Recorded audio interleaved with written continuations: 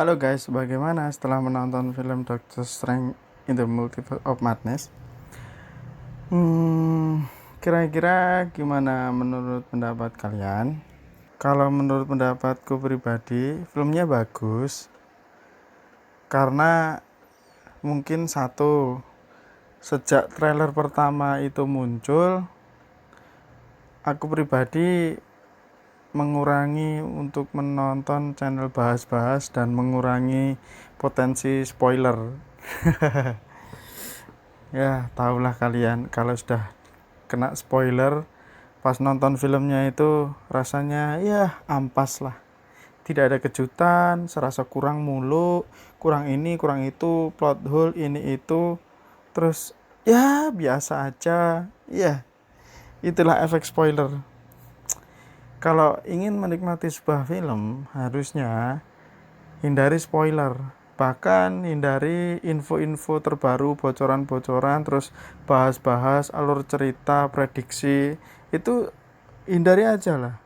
Itu akan mengurangi kenikmatan untuk menonton sebuah film. Pas aku menonton filmnya, ya karena sedikit dapat bocoran juga akan muncul siapa saja. Ya, pas muncul di adegan itu aku kurang surprise. Cuma pas aku melihat filmnya itu terkejut di awal-awal. Ternyata villainnya ini gitu. Langsung terkejut. Kirain muncul villainnya di tengah-tengah atau gimana, tapi malah munculnya di awal-awal.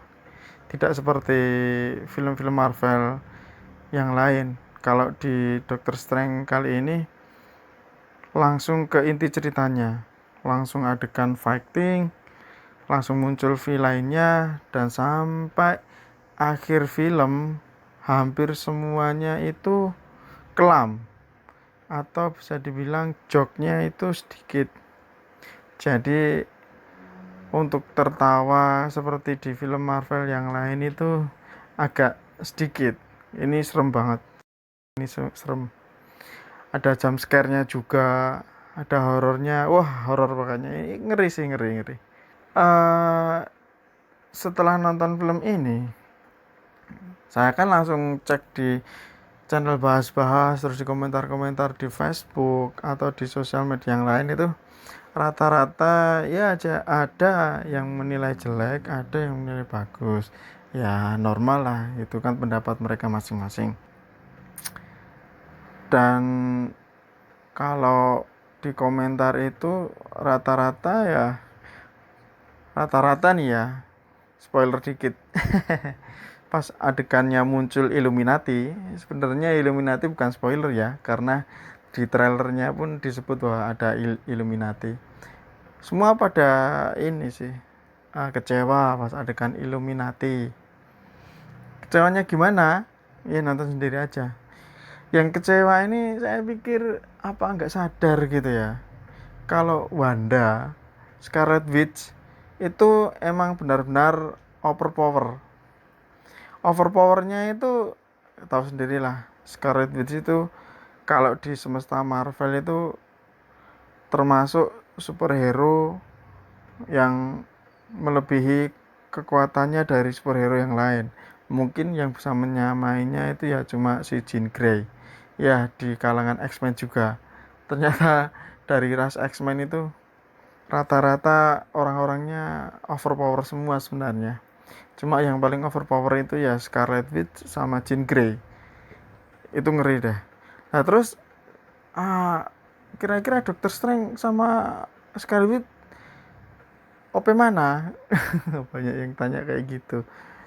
Tahu lah, kalau di film ini jelas si SW-nya, si Scarlet-nya jauh overpower lah. Dari segi mana aja, dari segi dia seorang diri melawan semua penyihir dari mana adalah tidak spoiler.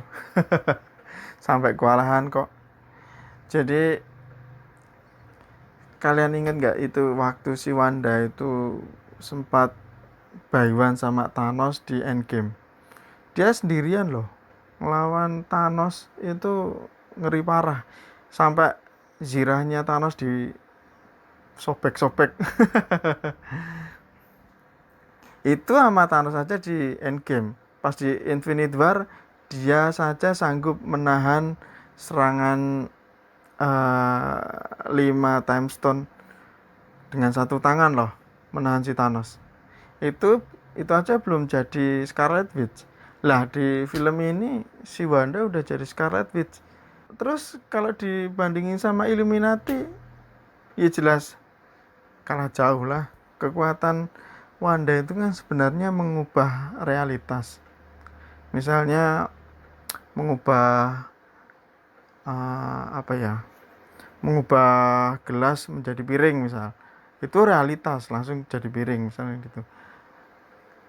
Seperti contohnya ya pas di Illuminati itu yang paling paling OP sendiri, di anggota Illuminati paling OP, matinya malah paling sepele. Lucu gak? Aku pikir itu joknya si Marvel sih. Superhero paling OP di Illuminati, matinya paling sepele. Lucu sih, menurut itu lucu, walaupun kebanyakan orang ini Illuminati ini gini gini gini gini, Illuminatinya di nerf. Apa ya, nggak tahu sih ya, kalau si Scarlet Witch itu emang OP parah. Sebenarnya kalau dari anggota MCU itu yang sudah ada ini, itu paling OP ya Scarlet Witch. Tahu si Ultron kemarin pas Avenger X of Ultron, siapa itu yang ngancurin terakhir si Ultron? Scarlet Witch juga kan, si Wanda kan. Cuma kan waktu itu kemampuannya kan baru buka awal-awal gitu yang ceritanya. Kalau dia udah jadi kayak di film ini, ya nggak ada apa-apanya si Ultron.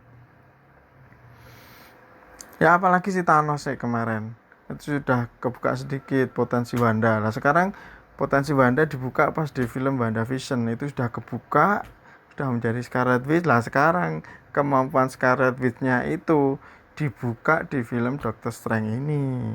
Ngeri pokoknya, sampai Doctor Strange sendiri kesulitan mengalahkan si Wanda. Wong akhirnya pun juga istilahnya filmnya 50-50, villain sama hero nya juga nggak ada yang menang, win-win solution. Cuma ya win-win solution. Tapi aku pikir di film ini memang cuma konflik, atau cuma sekedar membuka pondasi sebuah multiverse. Karena di film-film sebelumnya Doctor Strange cuma membuka retakan sedikit di Spider-Man, muncul beberapa orang dari universe lain di Spider-Man No Way Home. Akhirnya tiga Spider-Man muncul sama villainnya sekaligus. Itu udah ditutup. Terus pas di Loki juga sudah terpecah multiverse, retakan-retakan. Nah, pas di sini di Doctor Strange ini barulah dibuka bagaimana gerbang multiverse-nya lewat America Chavez. Bagi superhero yang lain melintasi multiverse sulit banget. Harus pakai, mungkin kalau di Avenger Endgame multiverse-nya itu harus pakai alat apa kemarin itu yang mirip mirip mesin waktu, itu harus pindah-pindah dimensi, itu sulit banget, harus mengecilkan diri dulu ke alam kuantum dan sebagainya. Untuk America Chavez membuka gerbang dimensinya ya cuma dipukul dar, udah terbuka dimensinya, tinggal pindah. OP nggak tuh si America Chavez? Bahkan sekelas Tony Stark aja kalau mau pindah universe kemarin itu harus bikin alat biar nggak tersesat, mengecilkan diri sekecil-kecilnya, sekecil atom, barulah bisa melintasi dimensi-dimensi universe yang lain lah istilahnya, baru tiba di universe yang lain. Terus setelah itu pinjem Infinity Stone, balikin lagi dengan alat itu ke posisi awal. Nah ini America Chavez kalau mau pindah dimensi ya tinggal pukul, dak, ya seperti magicnya Doctor Strange yang lingkaran itu, cuma dia cuma pindah lokasi. Tapi kalau America Chavez pindah universe. OP kan. Jadi kalau kalau ditontonnya, kalau menontonnya hanya film Doctor Strange in the Multiverse ini langsung, ya jorok.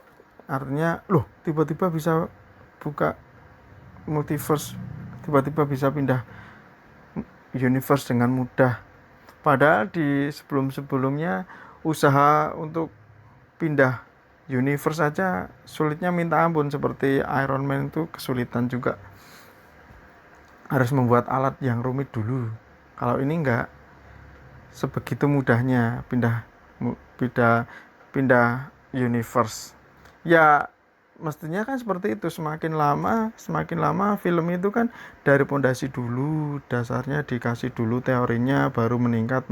Kalau pas nontonnya di paling atas istilahnya, ya taunya pindah universe kok mudah, kok hero-nya kok OP banget, kok yang superhero yang muncul awal kok kayaknya lemah banget gitu kan. Padahal ada tahapan-tahapannya. Kalau secara logika kasarnya gini lah, Captain America itu kalau mau dibuat overpower juga bisa. Bagaimana caranya ya tergantung sutradara sama penulisnya. Nah kalau di konteks ini kan ya sebenarnya kita cuma hanya bisa menikmati filmnya dan menikmati filmnya dan menikmati filmnya.